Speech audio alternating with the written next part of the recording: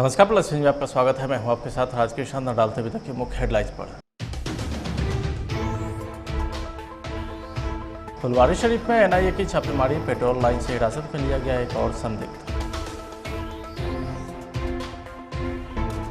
खगड़िया का कुख्यात शगुन यादव एनकाउंटर के बाद हुआ अरेस्ट, दरोगा को लगी गोली। और शुरू हुआ श्रावणी मेला, कंवरिया बाबा भोलेनाथ के दर्शन को तैयार। अब खबर विस्तार से। बिहार की राजधानी पटना से बड़ी खबर सामने आ रही है, जहां राष्ट्रीय जांच एजेंसी एनआईए की टीम ने पटना के फुलवारी शरीफ इलाके में छापा मारा है। रेड की अगुवाई सीनियर एसपी कर रहे हैं। बताया जा रहा है कि पेट्रोल लाइन इलाके से एक और संदिग्ध को हिरासत में लिया गया है। इसके पहले आईबी के अलर्ट के बाद छापा मारकर आतंकी गतिविधि में संलिप्त होने के आरोप में 2 संदिग्ध को पकड़ा गया था। इनकी पहचान मोहम्मद जलालुद्दीन अतहर परवेज के तौर पर की गई। इनके संबंध popular front of India PFI से बताए गए। इन पर आतंकी प्रशिक्षण देने का आरोप है, जिसके बाद बीएसएफ के पूर्व कमांडेंट ललन सिंह ने मीडिया के सामने अपने बयान साझा किए। फुलवारी शरीफ पटना के अंदर अहमदनगर पुलिस के अंदर पूरी तौर तरीके से एक बहुत बड़ा भारत विरोधी साजिश 2047 तक इस्लामिक देश बनाने की सोच और उसी के तहत केरला, उत्तर प्रदेश, वेस्ट बंगाल, झारखंड और बिहार की युवाओं को और एक समुदाय से दूसरे समुदाय को बेमनस से और भड़काने और उकसाने का एक पूरी तरीके से यहाँ पे कार्यक्रम चल रहा था। लेकिन प्रधानमंत्री साहब का विजिट से पहले सोमवार की रात में आईबी के सटीक इंफॉर्मेशन के अंदर ये एक्शन एनआईए और बिहार पुलिस के तालमेल के साथ जो शुरू हुआ, उसमें 2 अरेस्ट कल हुए थे रात में और आज एक और अरेस्ट हुआ और 25 लोग नामजद हुए हैं। यह भी जानकारी मिला है कि एक अजूद्दीन जो retired sub inspector Jharkhand police और दूसरा परवेज जो सिमी का पुराना सदस्य, ये लोग यंग लड़कों को पूरी तौर पे कराटे और हथियारों और विस्फोटक की पूरी तौर तरीके से ट्रेनिंग दे रहे थे और इनका सोच था वो इस्लामिक देश बनाना 2047 में भारत को। बड़े नापाक इरादों के साथ SDFI के माध्यम नाम से और इनके साथ बुकलेट, दस्तावेज और झंडे और तरह तरह के पंपलेट मिले हैं जो देश पूरी विरोधी इसमें बातें लिखी गई हैं। मैं ये बताना चाहता हूँ कि इन्होंने कुछ हाल के दिनों को इन्होंने नारेबाजी से भड़काया भी है। एक जाति विशेष और दूसरे जाति समुदाय के साथ बेमनस से पैदा करने की पूरी सोच के साथ ये ट्रेनिंग अंजाम की तरफ आगे बढ़ रहा था। लेकिन एनआईए और बिहार पुलिस के सटीक कार्यों से, एक्शन से ये लोग अरेस्ट हुए हैं। लेकिन सबसे बड़ी बात है कि ये बहुत नज़दीक थाने के पास इस तरह की गतिविधियां संचालित हो रही थी, जिसके ऊपर बहुत जरूरत था एक्शन का। जो भी है, अभी एक्शन हो रहे हैं, लगातार एनआईए के छापे पड़ रहे हैं और जरूरी है कि इसके पूरे सूत्रों का जानकारी लिया जाए और उनको पूरी तौर पे नेस्तबूंद करने का हमारी जो एनआईए की कार्रवाई हो रही है उसको अंजाम तक पहुंचाया जाए। और पटना और बिहार एक बहुत बड़े साजिश से ये बच गया। और सबसे बड़ी बात कि केरला से लोग आके यहाँ ट्रेनिंग करके वापस चले गए, ये बहुत ही एक दुखद और सोचनीय विषय है। इसके ऊपर पूरी सख्ती से एक्शन की आज जरूरत है। फुलवारी शरीफ थाना इलाके से गिरफ्तार जलालुद्दीन और अतहर परवेज के तार कहां जुड़े हैं, इसकी पूरी पड़ताल बिहार पुलिस कर रही है। यह कहना है ADG पुलिस मुख्यालय जितेंद्र सिंह गंगवार का। इनके मुताबिक इस मामले की गहराई से वरीय स्तर पर जांच की जा रही है। बिहार IB और पटना पुलिस के साथ ATS की टीम भी अपने अपने स्तर से अनुसंधान करने में जुटी है। फिलहाल इन दोनों का IPC की विभिन्न धारा, जिसमें देश विरोधी गतिविधि से जुड़ा धारा भी शामिल है, इनके तहत FIR दर्ज कर कानूनी कार्रवाई की जा रही है। अभी उस मामले में हम आपको बता दें कि पटना के शहरी इलाके में फुलवारी शरीफ थाना क्षेत्र में कांड दर्ज किया गया है। उस कांड के अंतर्गत गंभीर धाराओं में हम लोगों ने कांड दर्ज किया है। 2 व्यक्ति गिरफ्तार हुए हैं, उनसे गहन पूछताछ की जा रही है और पुलिस की अलग अलग टीम भी उनसे पूछताछ कर रही है। उनके पास में पोस्टर, बैनर, दस्तावेज, PFI के डॉक्यूमेंट्स, मोबाइल फोन इत्यादि बहुत सामग्री बरामद हुई है, उनका भी अध्ययन किया जा रहा है। चूंकि कांड दर्ज हो गया है, वैधानिक कार्रवाई शुरू कर दी गई है, गिरफ्तारी हो गई है, तो अब पूछताछ में आगे बहुत सारी बातें आएंगी और बाकी लोगों की भी गिरफ्तारी संभव होगी। साक्ष्य के आधार पर हम लोग कार्रवाई करेंगे। जिन जिन डायमेंशंस पर हम लोगों को सूत्र मिलता जाएगा, उन डायमेंशंस पर हम लोग आगे इन्वेस्टिगेशन भी करेंगे। जहाँ जहाँ पुलिस को इन्वेस्टिगेशन करने की ज़रूरत पड़ेगी, जो जो सहयोग की ज़रूरत पड़ेगी, पटना पुलिस को हम लोग कर रहे हैं। और मुझे लगता है कि इस मामले में और भी सूत्र आगे और भी सच आगे निकल के आएंगे।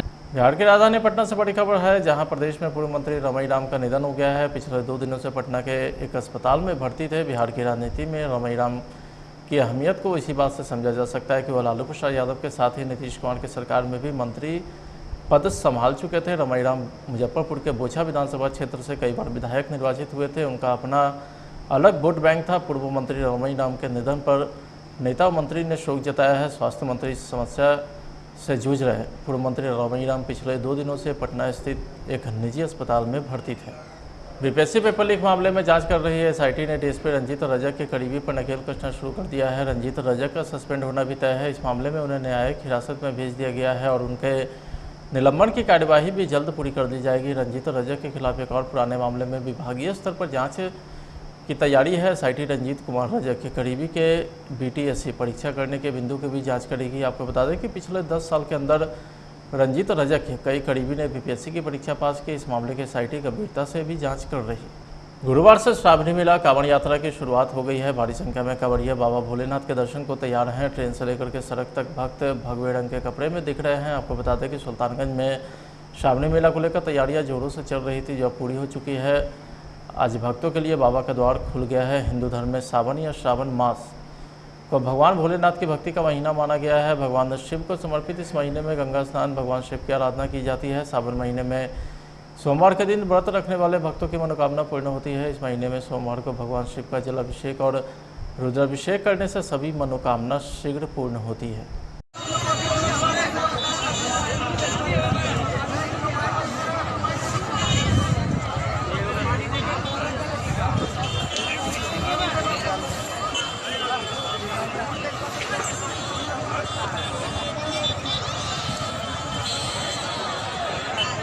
मधुबनी के खजौली थाना अंतर्गत डाढ़ा गांव जाने वाली सड़क में डाढ़ा नोनडीहा के मध्य एक सुनसान जगह पर घात लगाए बाइक सवार अपराधी ने एक युवक को गोली मारकर जख्मी कर दिया है। गोली मारकर भाग रहे एक अपराधी को स्थानीय लोगों ने खदेड़ कर पकड़ लिया और उसे पुलिस के हवाले कर दिया। जख्मी युवक की पहचान डाढ़ा गाँव निवासी तपेंद्र कुमार के पुत्र अभिषेक कुमार के तौर पर हुई है। गिरफ्तारी हाँ आप जाइए ना यार, इधर सुनिए।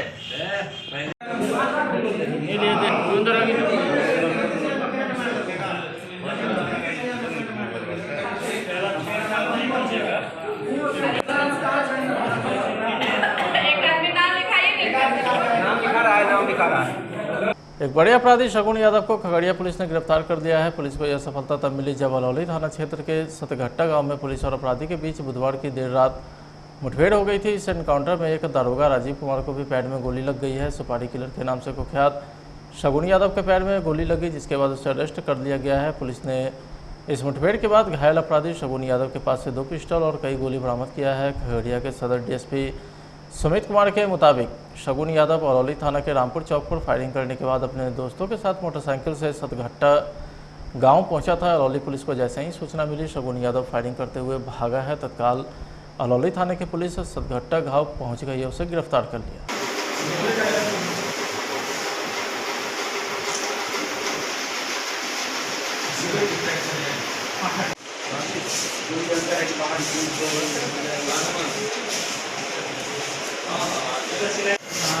शाम में सूचना मिली थोड़ा लेट से कि रामपुर चौक है रॉन में, वहाँ पर कुछ 2-3 अपराधकर्मी हैं जिन्होंने फायरिंग की घटना की है।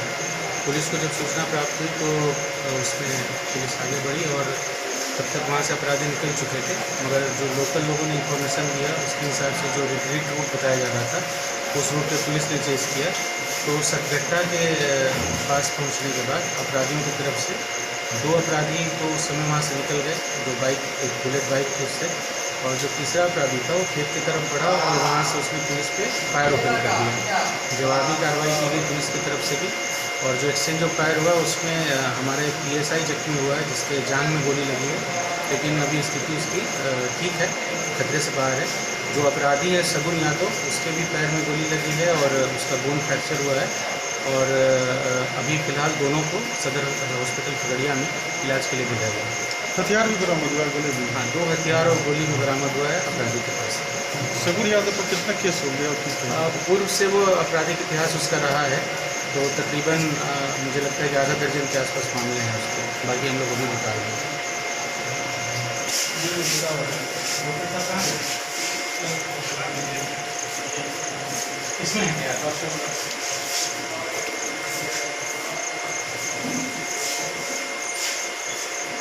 फिलहाल आज के खबर में इतना ही। आप देखते रहिए प्लस न्यूज। नमस्कार।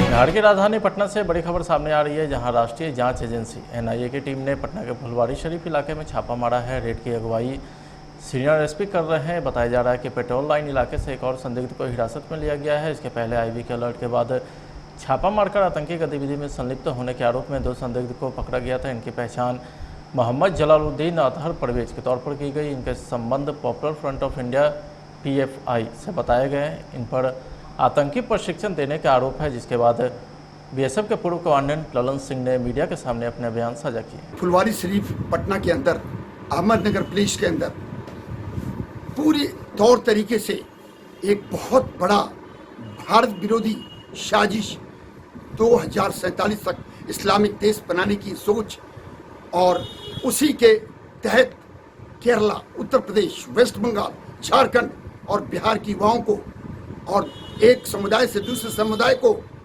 बेमनस से और भड़काने और उकसाने का एक पूरी तरीके से यहाँ पे कार्यक्रम चल रहा था। लेकिन प्रधानमंत्री साहब का विजिट से पहले सोमवार की रात में आईबी के सटीक इंफॉर्मेशन के अंदर ये एक्शन एनआईए और बिहार पुलिस के तालमेल के साथ जो शुरू हुआ, उसमें 2 अरेस्ट कल हुए थे रात में और आज एक और अरेस्ट हुआ और 25 लोग नामजद हुए हैं।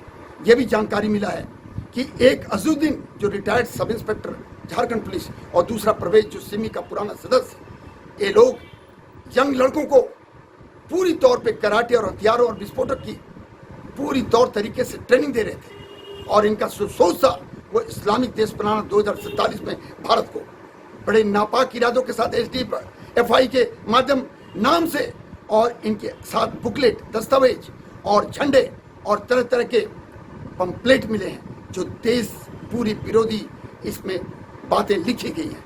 मैं ये बताना चाहता हूँ कि इन्होंने कुछ हाल के दिनों को इन्होंने नारेबाजी से भड़काया भी है। एक जाति विशेष और दूसरे जाति समुदाय के साथ बेमनस से पैदा करने की पूरी सोच के साथ ये ट्रेनिंग अंजाम की तरफ आगे बढ़ रहा था। लेकिन एनआईए और बिहार पुलिस के सटीक कार्यों से, एक्शन से ये लोग अरेस्ट हुए हैं। लेकिन सबसे बड़ी बात है कि ये बहुत नज़दीक थाने के पास इस तरह की गतिविधियां संचालित हो रही थी, जिसके ऊपर बहुत जरूरत था एक्शन का।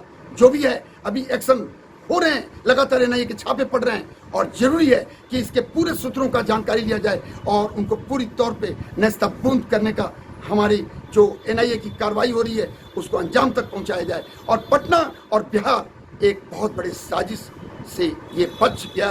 और सबसे बड़ी बात कि केरला से लोग आके यहाँ ट्रेनिंग करके वापस चले गए, ये बहुत ही एक दुखद और सोचनीय विषय है। इसके ऊपर पूरी सख्ती से एक्शन की आज जरूरत है।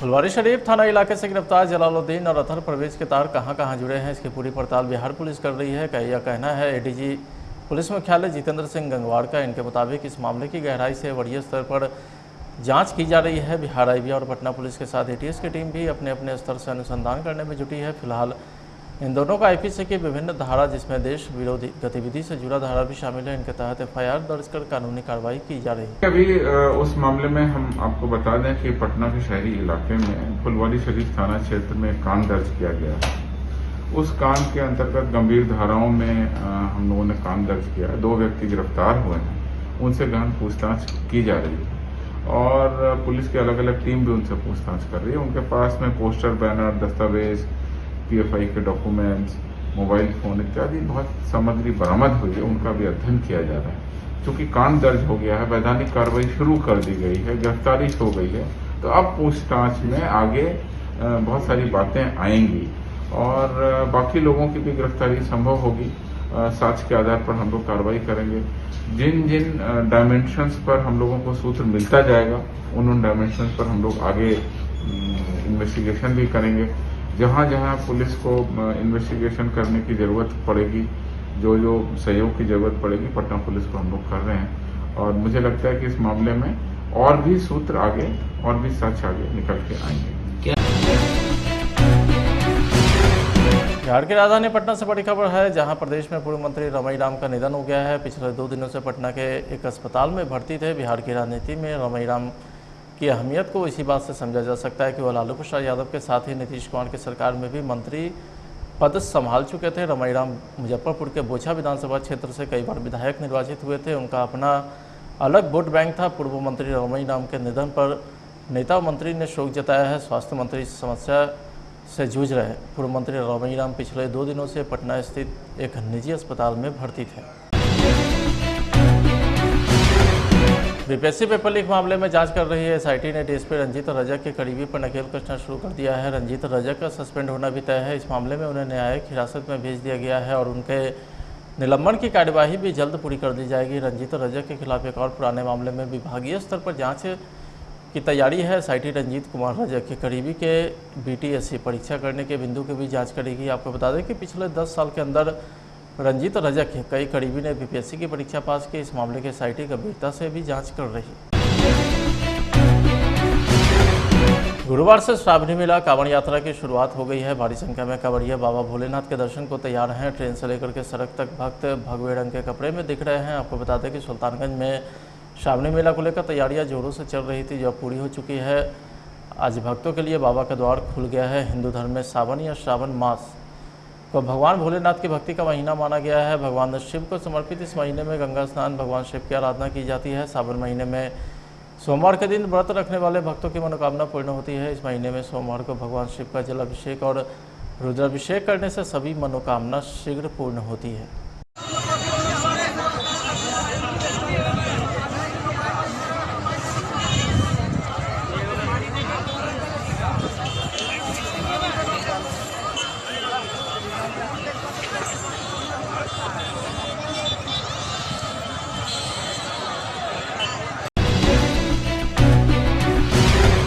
मधुबनी के खजौली थाना अंतर्गत डाढ़ा गांव जाने वाली सड़क में डाढ़ा नोनडीहा के मध्य एक सुनसान जगह पर घात लगाए बाइक सवार अपराधी ने एक युवक को गोली मारकर जख्मी कर दिया है। गोली मारकर भाग रहे एक अपराधी को स्थानीय लोगों ने खदेड़ कर पकड़ लिया और उसे पुलिस के हवाले कर दिया। जख्मी युवक की पहचान डाढ़ा गाँव निवासी तपेंद्र कुमार के पुत्र अभिषेक कुमार के तौर पर हुई है। गिरफ्तारी न मिली। हाँ आप जाइए ना यार, इधर सुनिए।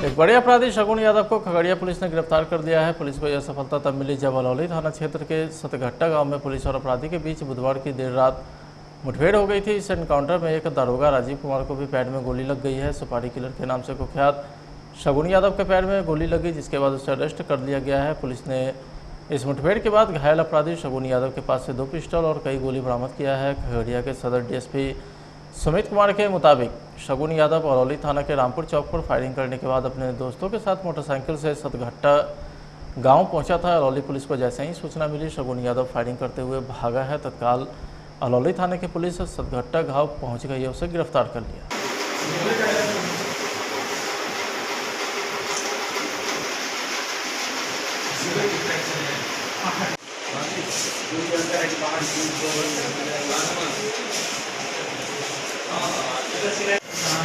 शाम में सूचना मिली थोड़ा लेट से कि रामपुर चौक है रॉन में, वहाँ पर कुछ 2-3 अपराध कर्मी है जिन्होंने फायरिंग की घटना की है।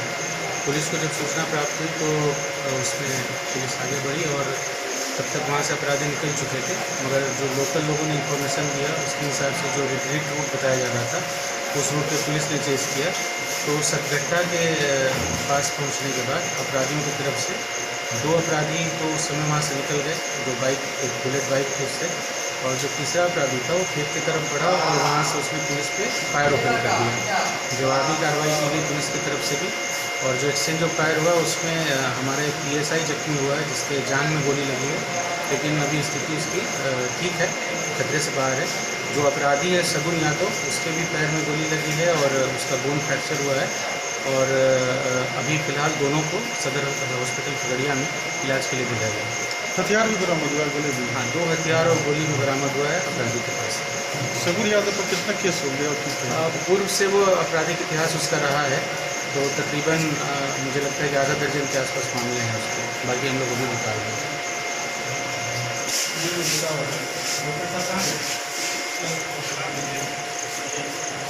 इसमें